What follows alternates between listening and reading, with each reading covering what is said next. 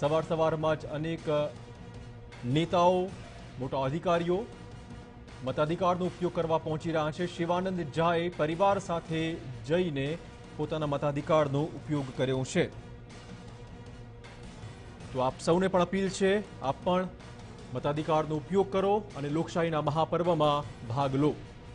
પોલીસના વડા શિવાનંદ ઝાએ પણ મતદાન કરી દીધું છે। પરિવાર સાથે તેઓ પહોંચ્યા હતા।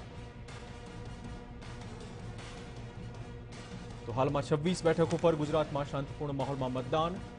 સવારમાં જ અનેક મતદાતાઓ છે તે મતાધિકારનો ઉપયોગ કરવા મતદાન કેન્દ્ર સુધી પહોંચી રહ્યા છે અને લોકશાહીના મહાપર્વમાં ભાગ લઈ રહ્યા છે।